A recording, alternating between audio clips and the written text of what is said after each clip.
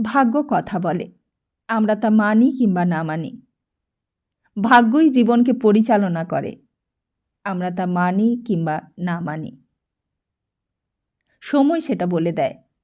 সময় আমাদের বুঝিয়ে দেয় আমরা ভাগ্যের হাতের পুতুল ছাড়া আর কিছুই নয়। আমরা মনে করি আমরা চেষ্টা করছি, মনে করি আমরা কর্ম করছি, কিন্তু কোথাও যেন একটা ক্ষীণ সুতো আমাদের নাচিয়ে বেড়ায়, আর আমরা তারই হাতের পুতুল হয়ে জীবনটাকে পরিচালিত করি। আর এটা যত সহজে মেনে নেব, ততই বোধহয় জীবনটা সহজ আর সুন্দর হয়ে উঠবে। আর এটাই বাস্তব।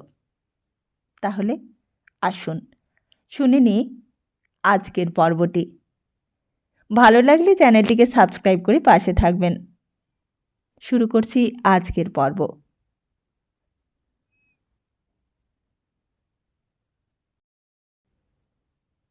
মরালি খুশবু তেলের দোকান থেকে বেরিয়ে নজর কুলিখার বাড়ির দিকে যাচ্ছিল, কিন্তু নহমত মঞ্জিলে আবার বাজনার শব্দ শুনে কেমন যেন সন্দেহ হলো। আবার নহবত বেজে উঠল কেন? নবাব কি তবে লড়াইতে জিতেছে? নবাবের ফৌজ লড়াইতে জিতে ফিরে আসবার খবর পৌঁছে গেছে? সারা মুর্শিদাবাদ যেন পাগল হয়ে উঠেছে ভোরবেলা থেকে। একজন বুড়ো মতন লোক দেখে মরালি জিজ্ঞেস করলে, কি হয়েছে শহরে? আপনি কিছু জানেন? লোকটা মাথা থেকে পা পর্যন্ত ভালো করে দেখলে, তারপর নিঃসন্দেহ হয়ে বললে, জনাব কোন মুলুকের লোক? মরালি আড়ষ্ট হয়ে গেল কথাটা শুনে। সন্দেহ করছে নাকি? জনাব কি নয়া এসেছেন মুর্শিদাবাদে? মরালি আর দাঁড়ালো না সেখানে। একবার পেছন ফিরে দেখে নিলে লোকটা তাকে দেখছে কিনা। তারপর আবার সামনের দিকে চলতে লাগলো। চড়া রোদ উঠেছে আকাশে, কিন্তু খবরটা তখন মুখে মুখে ফিরছে। কি বললেন জনাব? হাজি, নবাব খতম, নিজাবাদ ভি খতম। তার মানে? তারপর সব খবরটা বেরিয়ে এলো। নবাব লড়াইতে হেরে গেছে। যা শুনেছিল সব সত্যি। ফিরিঙ্গি ফৌজ মুর্শিদাবাদে আসছে। তাহলে কি হবে? সেই ক্লাইভ সাহেব এসে নবাব হবে মুর্শিদাবাদের? এই মুর্শিদাবাদের মসনদে বসবে? সঙ্গে সঙ্গে আবার ফিরল সারাফত আলীর খুশবু তেলের দোকানের দিকে। আবার চলতে লাগলো। ফিরিঙ্গি ফৌজ আসবার আগে যা কিছু বন্দোবস্ত সব শেষ করে ফেলতে হবে। ঘসেটি বেগম সাহেবাও হয়তো সেই ঘুপসি ঘরের ভেতর বসে বসে ভাবছে। নজরকুলি খাঁকে ডেকে দেবার কথা ছিল, তার জন্য অপেক্ষা করছে। কিন্তু কাছাকাছি আসতে নজরে পড়ল খুশবু তেলের দোকানের সামনে অনেক মানুষের ভিড়। কি হচ্ছে ওখানে? তবে কি সব জানাজানি হয়ে গেছে? ঘসেটি বেগম সাহেবা বাদির পোশাক পরে ওখানে লুকিয়ে আছে?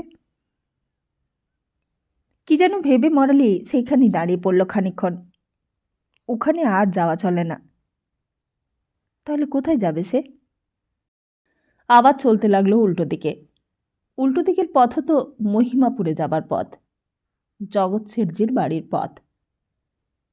তাহলে কি জগৎ শেঠজির কাছে যাবে? জগৎ শেঠজিকে গিয়ে সব বলবে? এখন সত্যি কথাটা বলতে আর দোষ কি? এখন তো জানাজানি হলে আর কিছুই ভয় নেই। এখন যদি জগৎ শেঠজিকে গিয়ে একবার ছোট মশাইকে খবর দিতে বলে, তা কি আর তিনি দেবেন না? জগৎ শেঠজিকে গিয়ে স্পষ্ট করেই বলে দেবে, আমি আসল মরিয়ম বেগম নই। আসল মরিয়ম বেগম মহারাজ কৃষ্ণচন্দ্রের বাড়িতে আছে। আপনি হাতিয়ারগড়ের ছোট মশাইকে একবার সেই খবরটা পাঠান। আর তাছাড়া এখন যদি মেহেদিনেসার সাহেব জানতেও পারে যে রানী বিবি যে শোভারাম বিশ্বাসের মেয়ে চেহেল সুতুনে এসেছিল, তাতে কোনো ক্ষতি নেই। এখন তো সব ফিরিঙ্গি রাজত্ব হয়ে যাচ্ছে। এখন তো নবাব হবে ক্লাইভ সাহেব। মুখটা ফেরাতেই হঠাৎ দেখলে সচ্চরিত্র পুরকায়স্থ মশাই। এ কি, আপনি? হ্যাঁ মা, আমি। কোথায় যাচ্ছেন? সচ্চরিত্র বললে, আমি মা চলে যাচ্ছি মতিঝিল ছেড়ে। শুনলাম নাকি ফিরিঙ্গি ফৌজ মুর্শিদাবাদে আসছে। তা আর সবাই কোথায়? কেউই নেই মা, সবাই চাকরি ছেড়ে পালিয়েছে। আর আমিই বা থাকি কেন? একবার মুসলমান হয়েছি, এইবার হয়তো আবার খ্রিস্টান হতে বলবে। এই বলে ইব্রাহিম খাঁ হাউ হাউ করে কেঁদে উঠল। আর কান্ত, সে কোথায় রইল? সচ্চরিত্র বললে, আমি বাবাজিকে অনেক করে বললাম আমার সঙ্গে আসতে, সে এলো না। কেন? বাবাজি বললে, না, মেহেদিনেসা যদি জানতে পারে মরিয়ম বেগম সাহেবা পালিয়ে গেছে, মরালির ওপর অত্যাচার করবে, তার চেয়ে আমি এখানেই থাকি। মরালি বললে, তা এখন তো আর কেউ নেই সেখানে, তবুও কেন রইল? ও মা, শুধু তোমার জন্যেই, শুধু তোমার বিপদের কথা ভেবেই বাবাজি একলা পড়ে রইল। আমি কত করে পালিয়ে যেতে বললাম, তবুও শুনলে না। তোমার কথা ভেবে ভেবেই বাবাজির অস্থির। কেবলই বলছে মরালির যেন কোনো ক্ষতি না হয়, আমার যা হবার হোক। একেবারে আস্ত পাগল। মরালি বললে, চলুন, আপনিও আমার সঙ্গে চলুন, আমি নিজে গিয়ে তাকে বার করে আনছি। সচ্চরিত্র বললে, তাই চলো মা, তাই চলো। আমার কথা তো আর বাবাজি শুনবে না, এখন তোমার কথা যদি শোনে। মরালি তাড়াতাড়ি মতিঝিলের দিকে চলতে লাগলো, পেছন পেছন সচ্চরিত্র পুরকায়স্থও চলল। মতিঝিলের সামনে পেছনে তখন মানুষের মিছিল, কিন্তু ভেতরটা ফাঁকা। আগে অন্যদিন যেখানে খিদমতগারদের জটলা চলত, চবুতরার আশেপাশে যেখানে নবাব বেগমদের তানজাম, পালকি, হাতি ঘোড়ার জটলা হতো, সেখানে কেউ নেই। মরালির মনটাও তখন পড়েছিল সেই সারাফত আলীর দোকানে। মাত্র কিছুক্ষণের জন্য ছিল সেখানে, কিন্তু তারই মধ্যে দেখে এসেছিল কোথায় কোন ঘরে কেমন করে কান্ত থাকত। অন্ধকার ঘুপচি ঘরখানা, বাইরে আলো বাতাস পর্যন্ত ঢোকে না, তবুও ওখানে দিনের পর দিন কাটিয়েছে। আচ্ছা ঘটক মশাই, ওখানে অত ভিড় ছিল কেন বলুন তো? কোথায় মা? ওই যে সারাফত আলী সাহেবের খুশবু তেলের দোকানের সামনে।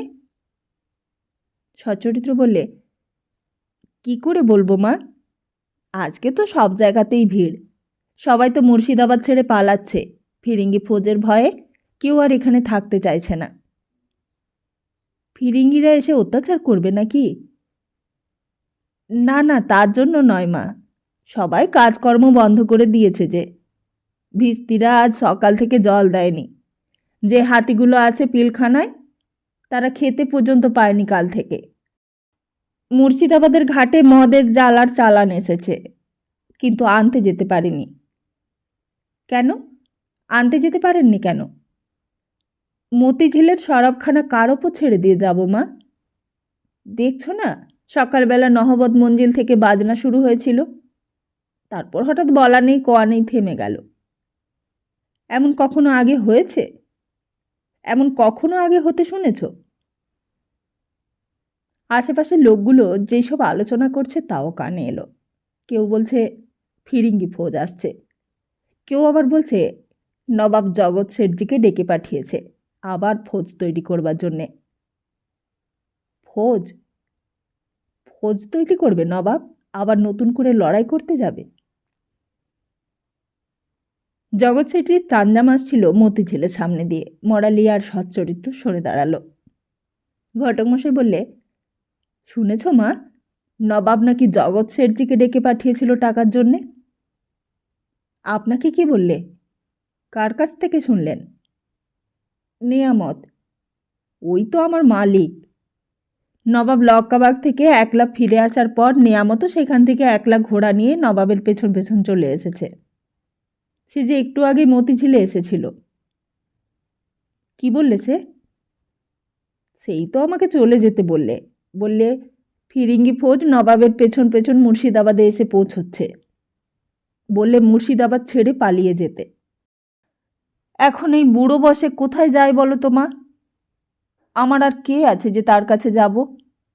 তাই তো সেই কথা ভাবতে ভাবতেই যাচ্ছিলুম, এমন সময় তোমার সঙ্গে দেখা হয়ে গেল। ততক্ষণে মতিঝিলের ভেতর এসে গিয়েছিল দুইজনে। মতিঝিল পুরো ফাঁকা, চবুতরা ফাঁকা, দালান ফাঁকা, সমস্ত হাবেলিটা যেন খাঁ খাঁ করছে। মরালি আগে আগে উঠতে লাগলো সিঁড়ি দিয়ে। ওপরের অলিন্দ পেরিয়ে একেবারে শেষ ঘরখানার সামনে গিয়ে দেখলে দরজা বন্ধ। সচ্চরিত্র বললে, দরজা খোলাই আছে মা, ধাক্কা দাও, দরজা খুলে যাবে। কিন্তু দরজাটা খুলতেই অবাক হয়ে গেল মরালি। কোথায়? কান্ত কোথায়? সচ্চরিত্র প্রকাশমশাইও অবাক হয়ে গেছে। কোথায় গেল? কান্ত বাবাজি কোথায় গেল? সচ্চরিত্র বললে, এইমাত্রই তো আমি দেখে গেলাম বাবাজিকে, আমার সঙ্গে কথা হলো। কি কথা হলো? আমি বাবাজিকে বললাম, বাবাজি এখন তো কেউ নেই, আমি পালিয়ে যাচ্ছি, তুমিও যেদিক পানে দু চোখ যায় পালিয়ে চলো। তা আমার কথা শুনলে না, বললে আপনি একলাই চলে যান ঘটক মশাই, আমি যাব না, আমি চলে গেলে মরালিকে ওরা ধরে ফেলবে। তা তবুও কত করে বললাম, কিছুতেই শুনলে না। তখন দরজার চাবিটা খুলে দিয়ে আমি বাবাজিকে রেখে চলে গেলাম। মরালি জিজ্ঞেস করলে, আপনি এখান থেকে চলে যাবার পর আর কেউ এসেছিল? সচ্চরিত্র বললে, কে আর আসতে যাবে মা এখানে? কারোর তো এইদিকে নজর দেবার সময় নেই। এখন যে সবাই চেহেল সুতনের দিকে নজর দিচ্ছে, সেখানে যে যা পারে তা হাতাচ্ছে।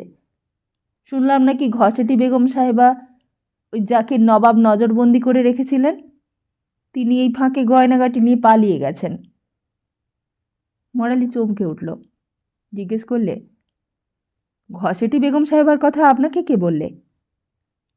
কে আবার বলবে মা, সকলের মুখে মুখেই তো ওই এক কথা। আরও শুনছি নাকি নবাবের মা আমিনা বেগম সাহেবাকে নাকি নবাব নিজে হাতে নাতে ধরে ফেলেছে। কেন? তিনি নাকি চেহেল সুতনের মালখানা থেকে সোনা জহরত গয়নাগাটি সরাচ্ছিলেন, তাকে নাকি কোতল করা হয়ে গেছে। আপনি ঠিক শুনেছেন? সচ্চরিত্র বললে, তা কি করে বলবো মা, লোকের মুখে যা যা শুনলাম তাই তোমাকে বলছি। ওসব শুনেই তো প্রাণটা ভয়ে কাঁপতে লাগলো। অবাক কাণ্ড মা, একদিন জাত গিয়েছিল বলে নিজেই ইচ্ছামতিতে ডুবে মরতে গিয়েছিলাম, আর এখন আবার সেই পোড়া প্রাণটার জন্য পালিয়ে বাঁচবার চেষ্টা করছি। তাহলে এখন কি করব? কি করা যায় বলুন তো? সচ্চরিত্র বললে, আমিও তো তাই ভাবছি মা। কান্ত বাবাজিকে আমি পই পই করে পালিয়ে যেতে বললাম, তখন গেল না। এখন কি যে হলো কে জানে। মরালি বললে, শেষ পর্যন্ত আপনি চলে যাবার পর হয়তো চলে গেছে। না না, তা তো যাবার মতো ছেলে নয় আমার বাবাজি। মরালি জিজ্ঞেস করলে, কি করে বুঝলেন? সচ্চরিত্র বললে, আমাকে যে বাবাজি সব বলেছে মা, তোমার সঙ্গে বিয়ে হয়নি বলে বাবাজির মনে বড় কষ্ট ছিল। আমি বলতাম বাবাজিকে, সব কিছুর জন্য আমিই দায়ী বাবাজি, তোমাদের বিয়েটাও হলো না, আমারও সর্বনাশ হয়ে গেল। তারপর একটু থেমে সচ্চরিত্র বলতে লাগলো, আর একটা কী কথা জানো মা, বাবাজি আমাকে বারবার বলতো, আমি মরালির জাত খেয়েছি পুরো কাস্তমশায়, আমি চেহেল সুতনে মরালিকে এনে পুড়েছি। মরালি বললে, কিন্তু যা হবার তো তা হয়ে গেছে, ও নিয়ে কেন ভাবতো? সচ্চরিত্র বললে, সে কথা আর কে বলে বাবাজিকে, বাবাজি কেবলই সেই কথা ভেবে ভেবে মনমরা হয়ে থাকতো। আমি কতবার বলতাম, তোমার কি ভাবনা বাবাজি, তোমার বয়স আছে, তুমি আর একটা বিয়ে করে নিয়ে আবার ঘর সংসার করোগে। কিন্তু কার কথা কে শোনে? চলুন ঘটক মশাই, এখানে দাঁড়িয়ে কোনো লাভ নেই। সচ্চরিত্র বললে, কিন্তু তুমি কোথায় যাবে মা এখন? আপনি আপনি কোথায় যাবেন? আমার কথা ছেড়ে দাও মা, আমি আবার একটা মানুষ, আমার প্রাণটার ভারী তো দাম। তা তুমি কোথায় যাবে বলো? মরালি বললে, আমার কথা আপনাকে আর ভাবতে হবে না ঘটক মশাই, আপনি আপনার কথা ভাবুন।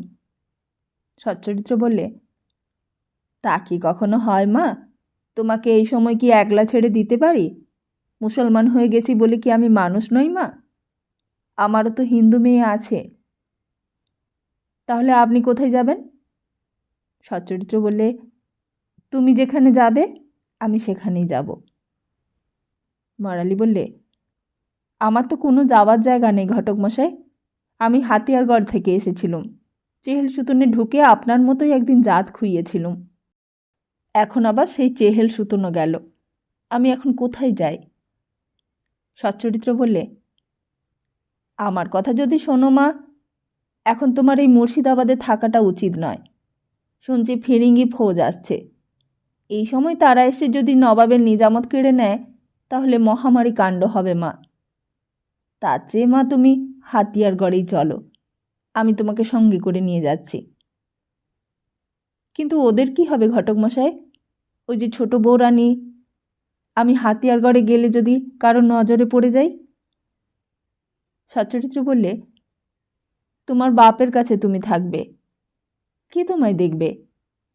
আর এইদিকে নিজামতে তো এই অবস্থা, নবাবী থাকে কি না তাই দেখো আগে। তাহলে তাই চলুন।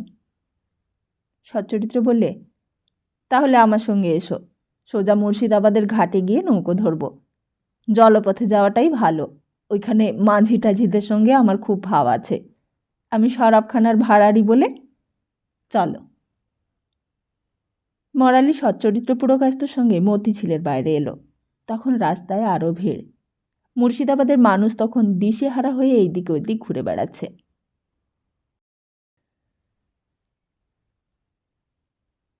আর ওদিকে তখন লক্কাবাগের প্রান্তরে বাংলা মুলুকের ভাগ্য নির্ণয় শেষ হয়ে গেছে।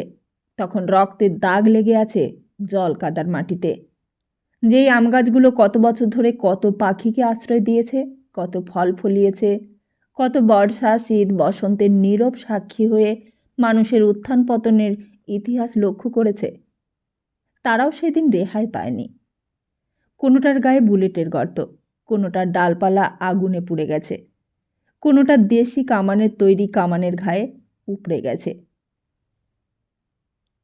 ময়দাপুরের ছাউনিতে যখন সবাই ঘুমিয়ে পড়েছে, তখন এক মনে ক্লাইভ হাতে কাগজ কলম নিয়ে ভাবছিল। সেই লক্কাবাগের কথাগুলোই বারবার মনে পড়ছিল তার। সব জিনিসের যেমন একটা শেষ আছে, দুর্ভাবনার যে একটা শেষ থাকবে, তাতে আর আশ্চর্য হবার কি আছে। ময়দপুরের আকাশটার দিকে চেয়ে দেখতে দেখতে রবার্ট ক্লাইভ কেমন অন্যমনস্ক হয়ে গেল। খবরটা প্রথম দেয় মেজর কিলপাট্রিক। স্যার, নবাব পালিয়ে গেছে। তখন মাথার উপর আকাশটা ভেঙে পড়লেও বোধ হয় অমন করে চমকে উঠত না সেন্ট ফোর্ট ডেভিডের কমান্ডার। বলে, হোয়াট? চমকে উঠেছিল কিলপাট্রিক। ক্লাইভকে এত উত্তেজিত হতে কখনো দেখেনি আগে। তখন চারিদিকে সোলজারদের চিৎকার আর কাতরানি। খালের জল লাল হয়ে গেছে নিরীহ সেপাইদের রক্তে। চারিদিকের গাছের ডাল থেকে ধোঁয়া উঠছে। সেই আগুন, হত্যা আর মৃত্যুর মধ্যে হঠাৎ জীবনের সংবাদ এলে চমকে ওঠারই তো কথা। Are you sure? তুমি ঠিক শুনেছ? আশ্চর্য। তা আশ্চর্যই বটে। এই ময়াদপুরের ছাউনিতে সবাই যখন প্রাণ ভরে ঘুমোচ্ছে, তখন সেই কথাগুলো ভাবতে ভালো লাগলো বই কি। ক্লাইভ আবার গিয়ে উঠল সেই বাড়িটার ছাদে, নবাবে সেই শিকার করবার বাড়িটার ছাদে। সত্যি, নবাবের ছাউনিটা দূর থেকে দেখা যাচ্ছে। সেখানে যেন অনেক হট্টগোল। এলোপাথারিভাবে নবাবের জেনারেলরা গায়ে হাওয়া লাগিয়ে বেড়াচ্ছে। কিলপাট্রিক পেছনে দাঁড়িয়েছিল। বলে, মির্জাফর তার কথা রেখেছে কর্নেল। কিন্তু ওই দিক থেকে ফরাসি জেনারেল সেনফ্রে তখনও পুরোদমে লড়াই করে চলছে। তাদের এক একটা গোলা এসে সামনের সেপাইদের সামনে ফেটে পড়ছে। ক্লাইভ বললে, কুইক কিলপাট্রিক, এইবার আমাদের আর্মি নিয়ে ওদের দিকে ঝাঁপিয়ে পড়তে হবে, চলো। কিলপাট্রিক মেজর হলে কি হবে, আসলে সে ছেলে মানুষ। আর শুধু ছেলে মানুষই নয়, সংসারী মানুষ। সংসারী মানুষরা লাভ লোকসান খতিয়ে বিচার বিবেচনা করে কাজ করে। কিন্তু অত বিচার বিবেচনা করতে গেলে তো যুদ্ধ করা চলে না। তুমি যদি অত বিচার বিবেচনা করে চলো, তো সংসারী মানুষ হিসেবে তোমার উন্নতি হবে। কিন্তু জীবনটা তো সংসার নয় মেজর। তোমরা সুখী হবে, তোমরা হয়তো চাকরিতেও উন্নতি করবে। আজ মেজর আছে, কাল হয়তো কর্নেলও হবে। কিন্তু এম্পায়ার, এম্পায়ার তৈরি করতে হলে সেই আমাকেই দরকার হবে যে। কাল তোমরা সবাই অবাক হয়ে গিয়েছিলে আমি যখন নবাবকে অ্যাটাক করবার জন্য তোমাদের অর্ডার দিলাম। তোমরা ভয় পেয়ে গিয়েছিলে কিলপাট্রিক। আমাদের আর্মি ছোট, আমাদের সেপাই কম, আমাদের গুলি গোলা বারুদও কম। তোমরা ভেবেছিলে আমরা ওদের আর্মির চাপে পিষে গুড়িয়ে যাব। কিন্তু এখন আজ এই ময়দাপুরে এসে সবাই তোমরা ঘুমোচ্ছ, কিন্তু আমার চোখে ঘুম নেই কেন বলতে পারো? না, আমাদের এই প্রশ্নের জবাব দেবার দরকার নেই। এর জবাব দেবে হিস্ট্রি। হিস্ট্রি একদিন উত্তর দেবে আমি কাল ভালো করেছিলাম না খারাপ করেছিলাম। আর তাছাড়া এ তো যুদ্ধ নয় মেজর। ইন্ডিয়ানরা যদি যুদ্ধই করতো, কোথায় থাকতে তুমি? কোথায় থাকতো কোম্পানি? আর কোথায় থাকতাম আমি? এতক্ষণ আমার ডেড বডি ভাসত খালের জলে। কে? ক্লাইভের মনে হলো কে যেন সামনে এসে দাঁড়িয়েছে। কে তুমি? হু আর ইউ? বাইরে আর্ডালিটা পর্যন্ত এমন অঘরে ঘুমোচ্ছে যে ঘরে কে ঢুকলো তা টের পায়নি। সেন্ট ফোর্ট ডেভিড জয় করার পরেও একবার এমনি হয়েছিল। যখন মনটা একলা থাকে তখনই কে যেন এসে সামনে দাঁড়ায়। কে তুমি? হু আর ইউ? বেশ লম্বা চওড়া ম্যানলি চেহারা, দেখে মনে হয় ইউরোপিয়ান। কেন এমন হয়? কেন আসে এরা? কেন এসে বারবার তাকে বিরক্ত করে? আমাকে চিনতে পারছো না কমান্ডার? আমি আগেও অনেকবার এসেছি তোমার কাছে। ক্লাইভ কোমরের পিস্তলটায় হাত দিলে। ওখানে হাত দিও না কমান্ডার, ওতে আমার কিছুই হবে না। আমি মরি না।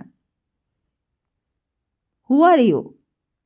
কেন তুমি আমার কাছে আসো বারবার? লোকটা বললে, আমি সাকসেস।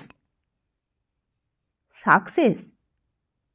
হ্যাঁ, যে লোক ভাগ্যের সঙ্গে লড়াই করে বড় হয়, আমি তাদের সঙ্গেই দেখা করি। দেখা করে সাবধান করে দিই। সাবধান করে দেওয়াটাই আমার কাজ কর্নেল। তুমি এবার বড় হয়েছ। তুমি ম্যাড্রাসে সেন্ট ফোর্ট ডেভিড জয় করেছ, চন্দননগরের ফোর্টও জয় করেছ, এইবার বেঙ্গলও নিয়ে নিলে। ক্লাইভ হুঙ্কার দিয়ে উঠল। কি বলতে এসেছ? বলো শিগগির, আমার সময় নেই। লোকটা হেসে উঠল। মানুষ যখন সাকসেসফুল হয় তখন তার সময় থাকে না কর্নেল, তবুও সময় করে নিতে হয়। সে কথাটাই আমি বলতে এসেছি। একদিন তোমার কিছুই ছিল না, একদিন তোমার টাকা ছিল না, বন্ধু ছিল না, সংস্থান ছিল না। সেদিনের কথা কি তোমার মনে পড়ে? কিন্তু মনে পড়ে কি লাভ? আর সেই কথা কেনই বা মনে করতে যাব এখন? আমি যে সেই কথাই মনে পড়িয়ে দিতে এসেছি কর্নেল। মনে পড়াটা যে ভালো। কেন ভালো মনে পড়া? আমি নিজের ক্ষমতায় ভাগ্যের মাথায় উঠেছি। কেন আমি সেই কথা মনে রাখব? কেন মনে রেখে মনটা খারাপ করব? লোকটা বললে, আমি জানি তুমি ওই কথাটাই বলবে, কিন্তু এটা চিনতে পারো?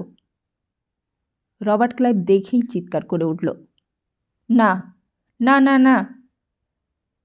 আর সেই চিৎকার শুনে অর্ডারলিটা দৌড়ে ঘরে এসেছে।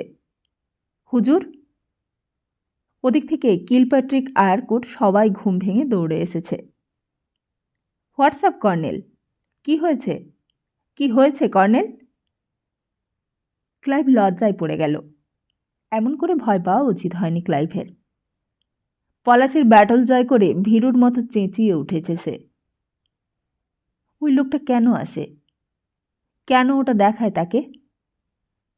ওটা তো শুধু একটা তাস। সবাই আবার যে যার ঘরে ফিরে গেছে। আগের দিন যুদ্ধ করে সবাই ক্লান্ত হয়ে গেছে। মিছিমিছিই আবার সকলের ঘুমের ব্যাঘাত হলো। আবার লিখতে চেষ্টা করলে ক্লাইভ। ডেসপ্যাচটা লিখতে বসেও নানা রকমের বাধা আসে। জোর করে কলম চালিয়ে যেতে লাগলো। পলাশের বেটে আমরা জিতেছি। নবাব পালিয়ে গেছে মুর্শিদাবাদে। আমি আর্মি নিয়ে তার পেছন পেছন চলেছি। আমাদের পক্ষে মারা গেছে 7 জন হোয়াইট ইংরেজ আর 16 জন সেপাই, আর ইনজিওর্ড হয়েছে 13 জন গোরা আর 36 জন সেপাই। নবাবের জেনারেল মির্জাফর আলী আমার সঙ্গে দাউদপুরে দেখা করেছিল। পাছে সে আমাকে সন্দেহ করে, তাই আমি তাকে আলিঙ্গন করে পাশে বসিয়েছি। বলেছি, তোমাকেই আমি মুর্শিদাবাদের নবাব করব জেনারেল। আমার কথা শুনে মির্জাফর আলী খুব খুশি। আমি তাকে মুর্শিদাবাদে গিয়ে নবাব সিরাজউদ্দৌলার কী মতলব তা জানিয়ে আমাকে খবর দিতে বলেছি। এখন আমি ময়দাপুরে ক্যাম্প করে আছি। মির্জাফরের লেটার এলে তবে আমি বেঙ্গলের ক্যাপিটালে নিজে যাব। চিঠিটা খামের মধ্যে পুড়ে মুখটা বন্ধ করে দিলে।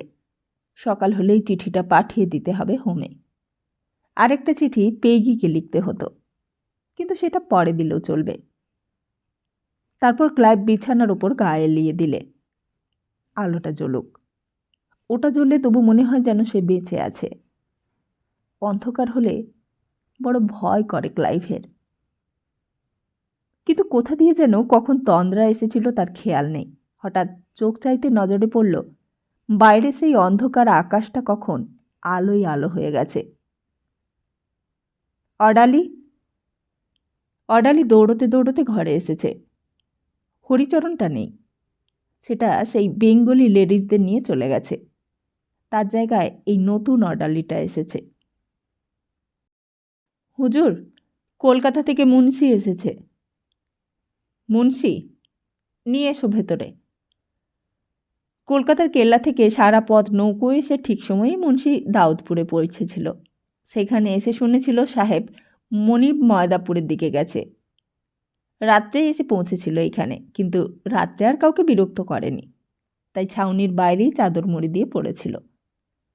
সাহেবের ঘরের ভেতর ঢুকে সাহেবের পায়ের ধুলো নিয়ে টিপ করে একটা প্রণাম করলে, তারপর পায়ের ধুলোটা মাথার টিকিতে ছোঁয়ালে। ক্লাইভ বললে, কি মুন্সি, কি খবর? নবকৃষ্ণ মুন্সি বললে, আগে হুজুর, আজ 15 দিন আমি মা সিংহ বাহিনীর পুজো করেছি। কাল হঠাৎ মায়ের মাথা থেকে পুজোর ফুল পড়ল। ফুল পড়ল মানে? আগে হুজুর, আমার মানত ছিল কি না, মাথার ফুল পড়লে তবে বুঝবো যে হুজুর লড়াইতে জিতেছেন। আমার মা সিংহ বাহিনী জাগ্রত মা কি না। ক্লাইভ হঠাৎ অন্যমনস্ক হয়ে গেল। রাত্রের স্বপ্নের কথাটা মনে পড়ে গেল। মুন্সিকে স্বপ্নের কথাটা বলবে নাকি? বললে, আচ্ছা মুন্সি, তুমি স্বপ্ন দেখো? আগে স্বপ্ন? সে তো রোজ দেখি।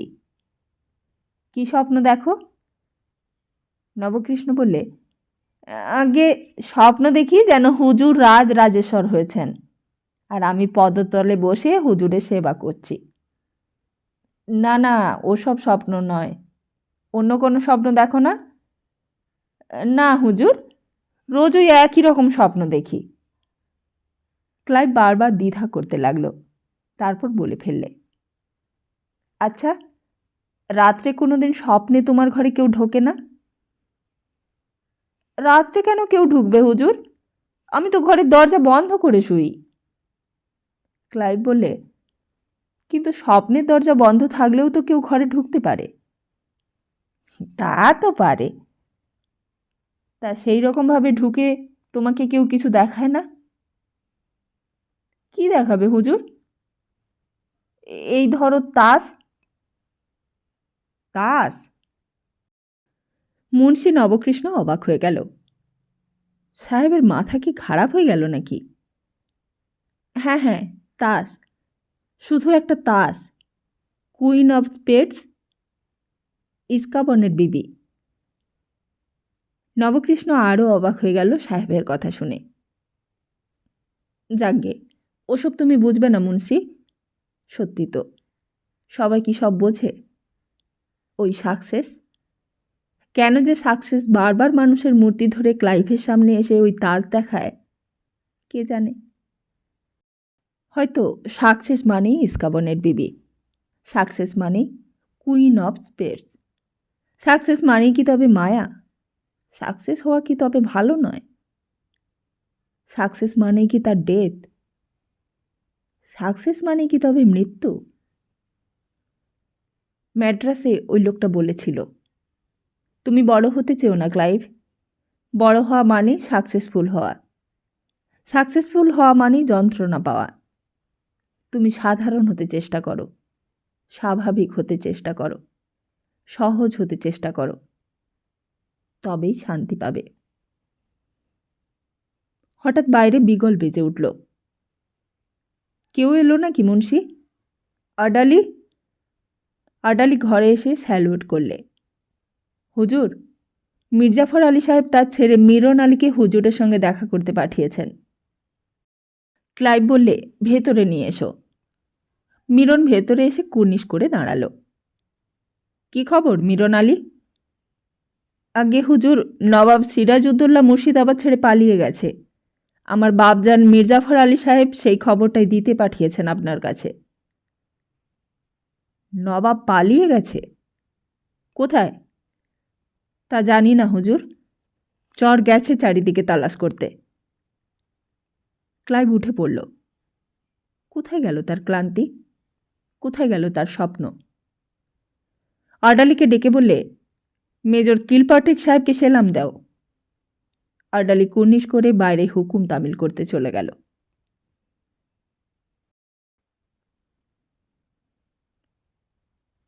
সেদিন ডিহিদার রেজা আলী এমন সময় মুর্শিদাবাদে এসেছিল যখন তার না এলেও চলত, কিন্তু না এলে বোধ হয় আর উদ্ধব দাসের বেগম মেরি বিশ্বাস কাব্য লেখা হতো না। মতিঝিল থেকে যখন সবাই চলে গেছে, একটা খিদমতগারও নেই। ইব্রাহিম খাঁও চলে গেছে চাবির গোজ রেখে। তখন কান্ত ঘরের মধ্যে একলা চুপ করে বসেছিল। না, সে কিছুতেই এখান থেকে যাবে না। তার জন্য যদি মরালির নিঃশব্দে মুক্তি পায় তো পাক। মরালির জন্য সব শাস্তি সে মাথা পেতে নেবে, নিয়ে তার সব অপরাধের প্রায়শ্চিত্ত করবে। কেন পালাবে সে? প্রাণের ভয়ে? নিজের প্রাণটাই তার কাছে বড় হলো। বহুদিন আগের একটা কথা হঠাৎ মনে পড়ে গেল। চকবাজারের রাস্তায় একদিন সেই গণৎকারটা তার হাত দেখে বলেছিল, যার সঙ্গে আপনার বিয়ে হওয়ার কথা ছিল তার সঙ্গে আবার বিয়ে হবে বাবুজি। আর একটা কথাও বলেছিল সে, বলেছিল, জল থেকে একটু সাবধানে থাকবেন বাবুজি, জলেই আপনার ভয়। তা হোক, নিজের জন্য তার অত ভয় নেই, ভয় মরালির জন্যে।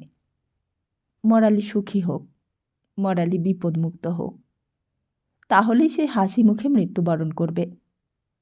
সে জলই হোক আর আগুনই হোক। হঠাৎই দরজাটা খোলার শব্দ হলো। কান্ত তাড়াতাড়ি বোরখায় মুখ ঢেকে ফেললে।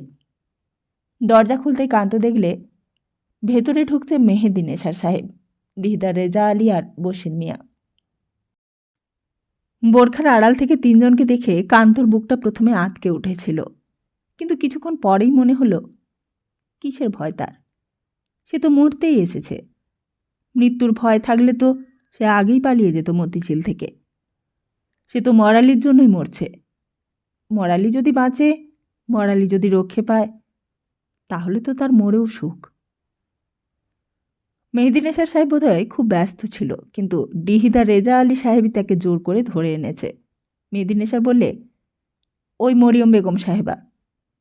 বশির মিয়া বললে, হ্যাঁ, খোদাবন্ত নিজেই মরিয়ম বেগম সাহেবাকে এখানে রেখে দিয়ে গিয়েছিলেন।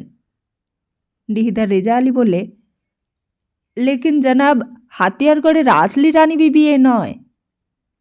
কেন? ডিহিদার বললে, হাতিয়ারগড়ে রাজা সাহেব বাদ খেলাপি করেছে নিজামতের সঙ্গে, আসলি রানী বিবি বলে নকলি রানী বিবিকে চালিয়ে দিয়েছে। মেহেদি নেসার বললে, সবুত কোথায়? প্রমাণ তো চায়, শুধু বললেই তো আর চলবে না। ডিহিদার বললে, সবুত আমার কাছে আছে জনাব, দপ্তরে মেনসুর আলী মেহের সাহেবের কাছে সেই সবুত রেখে দিয়েছি। আমি জনাবকে দেখাতে পারি। আসলি বলে ঝুট চালিয়ে দিয়েছে রাজা সাহেব। বশির মিয়া বললে, খোদাবন্দ হুকুম দেন তো এই একে পুছতে পারি। দূর বেত্তামিজ, ওকে জিজ্ঞেস করলে তো ও ঝুট বলবে। ডিহিদার বললে, তাহলে জনাব ওকে চেহেল সুতনে বন্ধ করে রেখে দিন। কেন? এইখানে মতিঝিলে কিসের ক্ষতি? ডিহিদার রেজা আলী সাহেব বললে, না জানাব, মতিঝিলে এখন কোনো খিদমতগার নেই, ফটকে পাহারাদার ভি নেই, সবাই ভেগে গেছে। যদি এখান থেকে ভেগে যায়? মেহেদি নেসার বললে, বহুত আচ্ছা, মরিয়ম বেবিকে চেহেল সুতনে পিরালি খাঁ কিংবা নজর মোহাম্মদের হাতে জিম্মা দিয়ে আয়। তারপর আমার হাত খালি হয়ে গেলে আমি দেখব। জানাব এখন খিচড়ে আছে, জগৎ শেঠ জিভি খিচড়ে আছে, আমার এখন অনেক কাজ। এই বলে পেছন ফিরল। ডিহিদার বশির মিয়াকে ইঙ্গিত করতেই সেই মরিয়ম বেগমের দিকে চেয়ে বললে, আইয়ে বেগম সাহেবা, মেরে সাথ আইয়ে। কান্ত ভালো করে নিজেকে বোরখার আড়ালে ঢেকে নিয়ে উঠল। তারপর তিনজনের পেছন পেছন চলতে লাগল। চৌতরায় নেমে একটা পালকি দাঁড়িয়েছিল, তাতেই উঠতে বললে।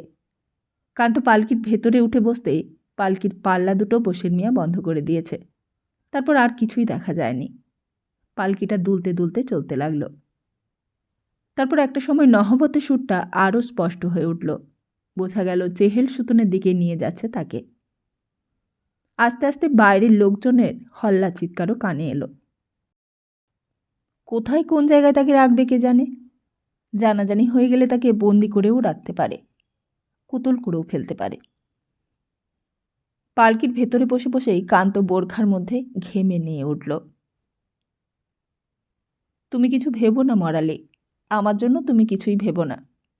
আমি যেখানে যেমনভাবেই থাকি তোমার মঙ্গল কামনা করব।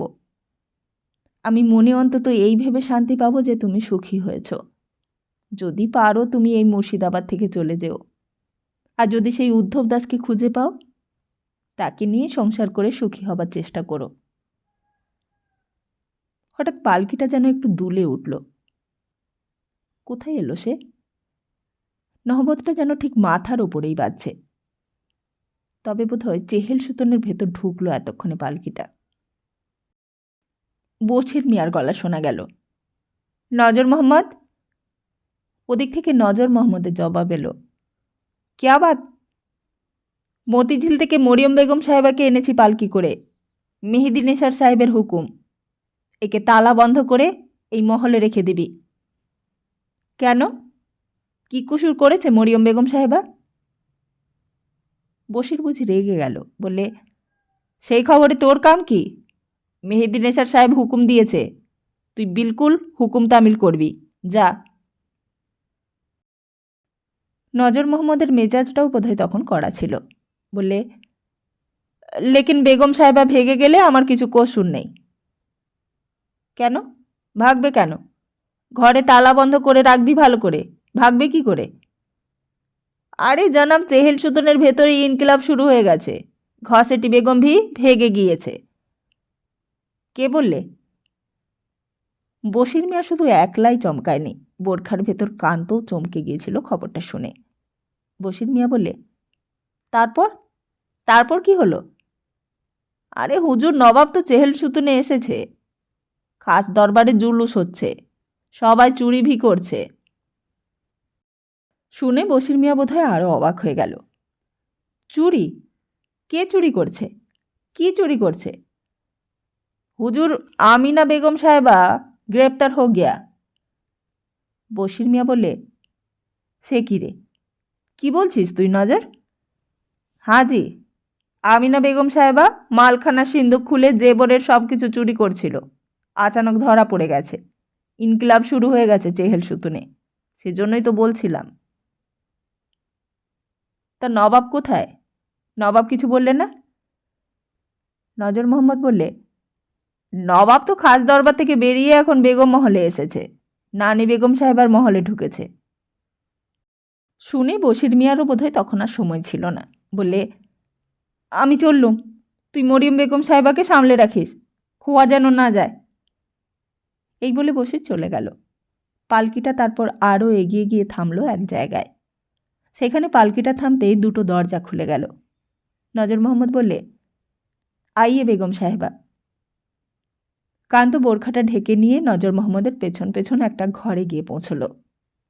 সেই মরালির ঘরখানা। এই ঘরটাতেই কতদিন লুকিয়ে লুকিয়ে এসেছে সে। এই নজর মোহাম্মদই কতদিন তাকে ঘুষ পেয়ে এইখানে নিয়ে এসে তুলেছে। তারপর অনেক রাত পর্যন্ত মরালির সঙ্গে কাটিয়ে দেবার পর আবার সুড়ঙ্গ পথে বাইরে পাঠিয়ে দিয়েছে। নজর ঘরের ভেতর পৌঁছে দিয়েই বাইরে চলে গেল, আর যাবার আগে বললে, আপনার যদি কিছু জরুরত থাকে তো হুকুম করবেন আমাকে, আমি তামিল করব। কিছু দরকার আছে? কান্ত বললে, না। নজর মোহাম্মদ বললে, বাইরে থেকে আমি তালা চাবি বন্ধ করে যাচ্ছি। এই বলে বাইরের দরজায় চাবি বন্ধ করে চলে গেল। কান্ত বোরখাটা খুলে আয়নার সামনে নিজের চেহারাটা দেখলে। ঠিক যেমন করে মরালি মরিয়ম বেগম সাজত তেমনি করেই সাজিয়ে দিয়েছে তাকে। যদি কেউ দেখতেও পায় হঠাৎ, চট করে চিনতে পারবে না। কান্ত খাটের উপর গিয়ে শুয়ে পড়ল। খানিক্ষণের জন্য সে নিশ্চিন্ত। খানিক্ষণের জন্য অন্তত কেউ তাকে আর বিরক্ত করবে না। আর কোনো রকমের যদি 2 দিন এমনি করে এইখানে কাটিয়ে দিতে পারে, তাহলে ততক্ষণে মরালি মুর্শিদাবাদ ছাড়িয়ে অনেক দূর চলে যেতে পারবে। অনেক দূর, এমন জায়গায় চলে যাবে যেখানে নবাব সিরাজউদ্দৌলা নেই, মেহেদি নেশান নেই, শফিউল্লাহ, ইয়ারজান কেউ নেই, জগৎ শেঠ, উমিচাঁদ, নন্দকুমার কেউ নেই সেখানে। সেখানে গিয়ে মরালি তার সংসার পাতবে, সুখে শান্তিতে দিন কাটাবে। আর কেউ তাকে বিরক্ত করবে না, তার রূপের জন্য, যৌবনের জন্য, তার বয়সের জন্যে, তার অসহায়তার সুযোগ নিয়ে যেখানে কেউ তাকে অত্যাচার করবে না। তুমি চলে যাও মরালি, যত তাড়াতাড়ি পারো চলে যাও। আমার কথা ভেবো না। আমি তোমার জন্য সব কষ্ট হাসি মুখে সহ্য করব। আমার কোনো কষ্ট হবে না।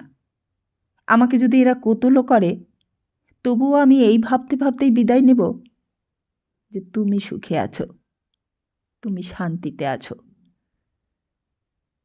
হঠাৎই কান্তর মনে হলো চেহেল সুতনের মধ্যেও যেন গোলমাল শুরু হয়ে গেছে।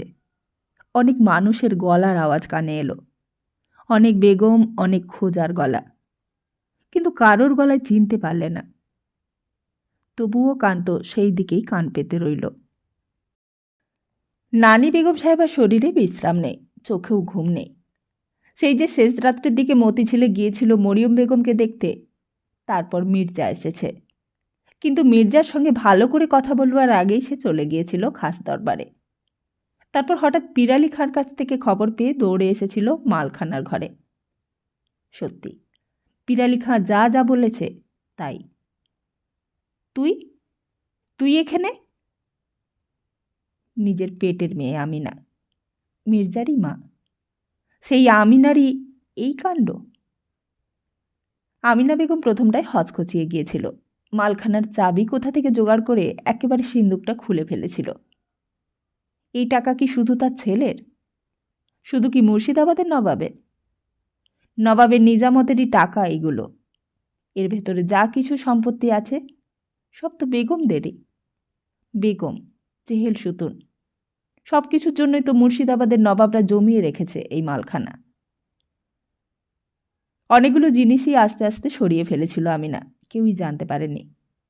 হঠাৎ পেছন থেকে নানি বেগম সাহেবার গলা পেয়ে চমকে উঠে চুপ করে উঠে দাঁড়ালো। এ কি, তুই তুই এখানে? মালখানার চাবি কোত্থেকে পেলি? নানি বেগম সাহেবার নিজের চোখ দুটোকেও যেন বিশ্বাস করতে পারছিল না। এ তুই কি করছিস আমিনা? মির্জার জিনিস তুই চুরি করছিস? তোর পেটের ছেলে জিনিসে হাত দিচ্ছিস? কিন্তু আমিনাও চিৎকার করতে জানত। ছেলে? আমার পেটের ছেলে?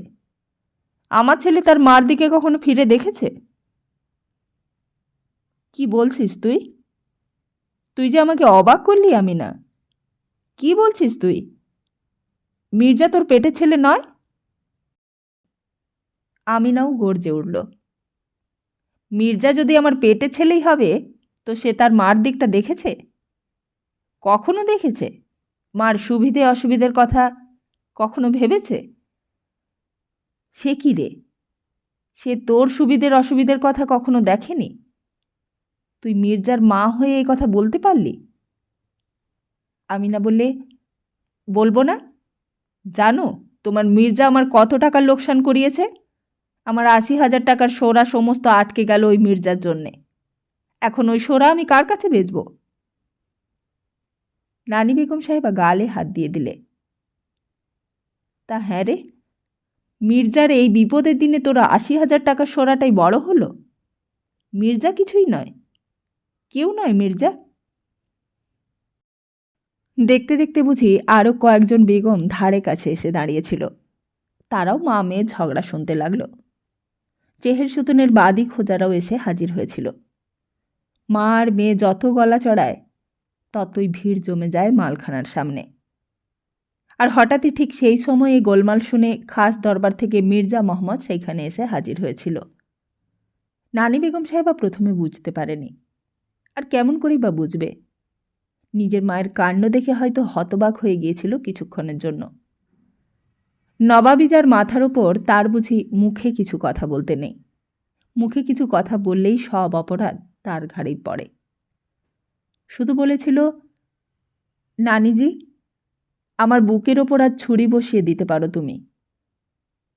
নানি বেগম আঁতকে উঠেছিল কথাটা শুনে। আহা, কি বলছিস মির্জা তুই? তোর মুখে কি কিছুই আটকায় না? মির্জা বলেছিল, আমি ঠিক কথাই বলছি নানিজি। জগৎ শেঠজির কী দোষ? মির্জাফর সাহেবেরই বা কী দোষ? উমিচাঁদজির কী দোষ?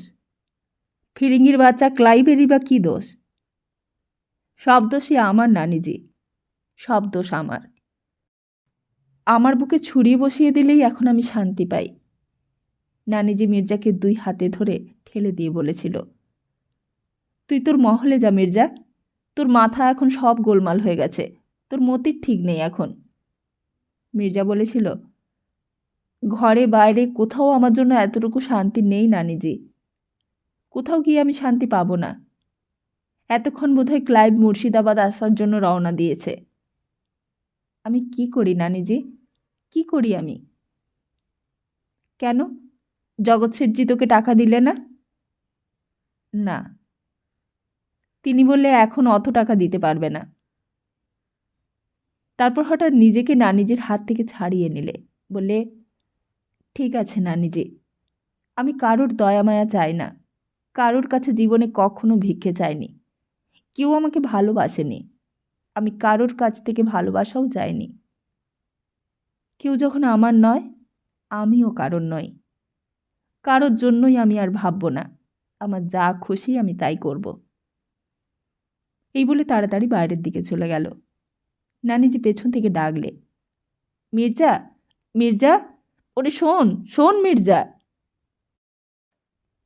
কিন্তু মির্জা তখন চেহেল সুতন পেরিয়ে বাইরে চলে গেছে। নানি বেগম হঠাৎ চারিদিকে চেয়ে চিৎকার করে উঠল, কি দেখছিস তোরা দাঁড়িয়ে এখানে? কি দেখছিস? যা এখান থেকে, যা সবাই, বেরিয়ে যা সামনে থেকে। পেসমন বেগম, তক্কি বেগম, বব্বু বেগম, সিরিনা, সাকিনা, মামুদা, জবিন সবাই সামনে থেকে অদৃশ্য হয়ে গেল। তারপর আমিনার দিকে চেয়ে নানি বেগম বললে, পোড়ার মুখী, তুই ডাইনি, আমার পেটে তুই ডাইনি জন্মেছিলি। কেন তুই মরলি না? কেন তুই মরতে পারলি না ডুবে মেঘনার দরিয়াতে? তোর মুখ দেখলেও পাপ হয়। মা হয়ে তুই ছেলের মরা মুখ দেখতে চাস? তোর মরণ হয় না? তুই কি রে? তুই কি মানুষ না জানোয়ার? আমিনাও কম যায় না। আমিনাও কিছু একটা জবাব দিতেই যাচ্ছিল, হঠাৎ পিরালিখা দৌড়তে দৌড়তে এলো। নানি বেগম সাহেবা, নবাব খাজাঞ্চিখানায় গেল। কেন রে, সেখানে কি করছে? নবাব মোহরার সাহেবকে হুকুম দিয়ে দিয়েছে নিজামতে যার যত টাকা বকেয়া পাওনা আছে সব দিয়ে দিতে। চকবাজারের রাস্তায় পেয়াদারা চাড়া পিটিয়ে দিতে গেছে। কথাটা শুনে নানিজির যেন বাকরোধ হয়ে গেল, আর কোনো কথাই মুখ দিয়ে বেরোল না। সত্যি তখন চকবাজারের রাস্তার মানুষরাও অবাক হয়ে গেছে তাড়া পেটানোর শব্দ শুনে। কি গো, কি বলছে পেয়াদারা? যে যেখানে ছিল সবাই দৌড়ে কাছে এলো। নবাব মির্জা মোহাম্মদ হেবাদ জং সিরাজউদ্দৌলা আলমগীরের হুকুমনামা। কি হুকুমনামা হে, কি হুকুমনামা? যার যা বকেয়া পাওনা আছে নিজামতের খাজাঞ্চিখানায় গেলেই আজ সব পাওনা শোধ হবার হুকুমনামা বেরিয়েছে। খাজাঞ্চিখানা খোলা আছে, মুর্শিদাবাদের মানুষজন সেইখানে হাজির হয়ে পাওনা গণ্ডা বুঝিয়া লইবা। আধা বাংলা আধা উর্দুতে সকলের বোধগম্য করে পেয়াদারা চিৎকার করছে আর ডিম ডিম করে ঢোল শহরত দিচ্ছে। ঢোল শহরত শুনে মানুষজন আর বাগ মানে না, সবাই ছুটল খাজাঞ্চিখানার দিকে। নিজামতের খাজাঞ্চিখানার কজনই বা লোক, হাজার হাজার লোক গিয়ে হাজির হয়েছে সেইখানে। যে যা পাচ্ছে টাকা বুঝে নিচ্ছে। সে পাওনা না থাক, মুফত যখন টাকা পাওয়া যাচ্ছে তখন নেবে না কেন? নিয়ে নাও। ফিরিঙ্গি ফৌজ তো আসবেই, তার আগে কিছু টাকা নিয়ে যেদিকে দুচোখ যায় সেই দিকেই পালাবো। যারা মুর্শিদাবাদ ছেড়ে দূরে পালিয়ে যাচ্ছিল, পালিয়ে যাবার জন্য নৌকোয় উঠেছিল, তারাও তখন নেমে পড়লে। টাকা দিচ্ছে, নিতে হবে না? টাকা যে জীবনের চেয়েও দামি গো। মানুষের লোভ, মানুষের পাপ, মানুষের প্রবৃত্তি সব যেন সেই দিন সহস্র বাহু হয়ে গ্রাস করেছিল মুর্শিদাবাদকে। একদিন যারা বর্গীর অত্যাচার থেকে নিষ্কৃতি পাবার জন্য নিজামতের মুখের দিকে চেয়ে আশায় বুক বেঁধেছিল, সেদিন তারাই আবার নিজামতের মুখে পদাঘাত করতে দ্বিধা করলে না। তাদের কাছে নিজামতও যা, ফিরিঙ্গি কোম্পানিও তাই। কেউ আমাদের আপন নয়। রাজার যেদিন সুদিন ছিল তখন আমাদের কথা ভাবেনি, এখন রাজার দুর্দিন, আমরাই বা তার কথা ভাবব কেন? আমরা হলাম সাধারণ প্রজা, আমাদের নিজের সুখ স্বাচ্ছন্দ্য আমাদের নিজেদেরই দেখে নিতে হবে। আর নবাবের সুখ সুবিধে, সেটা নবাব নিজেই বুঝুক। তুমি কি আমাদের কথা কখনো ভেবেছ? আমাদের দুঃখ কষ্ট কখনো দূর করবার চেষ্টা করেছ? রাত যখন 4 প্রহর, তখনও খাজাঞ্চিখানায় মানুষের ভিড় কমে না।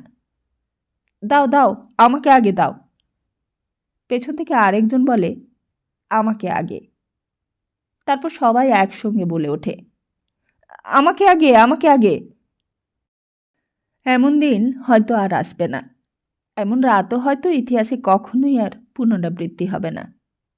খাজাঞ্চিখানার টাকা প্রজাদেরই টাকা, ওতে আমার আর এতটুকু অধিকার নেই। আমি তোমাদের নবাব, তোমাদের দুঃখের দিনে আমি তোমাদের দেখিনি। আমি অন্যায় করেছি, কিন্তু এখন আমাকে একটু ন্যায় করতে দাও। তোমাদের দান করে একটুখানি পুণ্য সঞ্চয় করতে দাও। তারপর আমার যা কিছু আছে সব তোমাদের দেওয়া শেষ হয়ে গেলে আমি মসনদ ছেড়ে চলে যাব। তোমাদের আশীর্বাদ চাই না, তোমাদের করুণাও চাই না, তোমাদের স্নেহ, ভালোবাসা, মমতা কিছুই চাই না আমি। হালি শহরের সেই এক কবি ছিল, সে আমাকে যে গান শুনিয়েছিল, সে গান শোনার পর থেকেই আমি সব ছেড়ে চলে যেতে চেয়েছিলাম। আজকে আমার সেই যাবার দিন এসেছে। তোমরা যত খুশি নিয়ে নাও, যার যত খুশি। খাজাঞ্চিখানার দরওয়াজা তোমাদের জন্যই আমি খুলে রেখেছি। কেউই বলো না যে আমি পাইনি, আমার কিছুই পাওয়া হয়নি। নবাব আমাকে কিছুই দেয়নি। হঠাৎই চেহেল সুতনের ভেতরে সেই রাত্রে একটা পেঁচা ডেকে উঠল। নবাব চারিদিকে চাইল, লুৎফার বোধহয় একটু তন্দ্রা এসেছিল, গায়ে হাত লাগতেই জেগে উঠেছে। এ কি তুমি? আমি চললুম। কোথায় যাবে একলা? যেই দিকে পথ খোলা পাবো। কিন্তু তোমাকে আমি একলা ছেড়ে দিতে পারবো না, আমি যাব তোমার সঙ্গে। কেন যাবে তুমি আমার সঙ্গে? আমি তো তোমাকে কোনোদিন ভালোবাসিনি, আমি তো রাত্রে কোনোদিন তোমার ঘরে শুতে আসিনি। আমি তোমার কাছ থেকে বারবার মুখ ফিরিয়ে রেখেছি, তোমাকে স্ত্রীর মর্যাদাটুকু পর্যন্ত দিইনি। লুৎফা বললে, তা হোক, আমি যাব তোমার সঙ্গে, তুমি মানা করো না। তাহলে চলো। টিমটিম করে একটা তেলের আলো জ্বলছিল চেহেল সুতনের একটা ছোট্ট কুলুঙ্গিতে। তার সামনে একটা ছায়া নড়ে উঠতেই পিরালি খাঁ চমকে উঠেছে। কন হ্যাঁ? আমি। পিরালি গলা শুনে কুর্নিশ করলে, নবাব? মরিয়ম বেগম কোন মহলে? পিরালি বললে, মরিয়ম বেগমকে আজ সকালবেলা মেহেদীনেসার সাহেব মতিঝিল থেকে ধরে এনে এখানে নজরবন্দি করে রেখেছে জাহাপানা। একবার আমাকে নিয়ে চলো তো মরিয়ম বেগম সাহেবার কাছে। পিরালি বললে, দরজায় তালা দেওয়া আছে, নজর মোহাম্মদের কাছ থেকে চাবি এনে খুলে দিচ্ছি জাহাপানা। এই বলে দৌড়ে অন্ধকারের মধ্যে কোথায় অদৃশ্য হয়ে গেল। কিন্তু তখনই আবার মনে হলো, কেন আবার তাকে কষ্ট দেওয়া? হিন্দুর বউ সে, হিন্দুর মেয়ে, নিজের জীবনের দুর্ভাগ্যের সঙ্গে কেন আবার তাকে জড়াবো? আমি চলে গেলেই যদি মুর্শিদাবাদে শান্তি আসে তো আসুক, আমি তো আসল পাপী। তাই আমি আজ চলে যাচ্ছি। তোমরা ওদের কষ্ট দিও না মির্জাফর আলী সাহেব, ওদের কোনো দোষ নেই, ওরা আমার বেগম ছিল।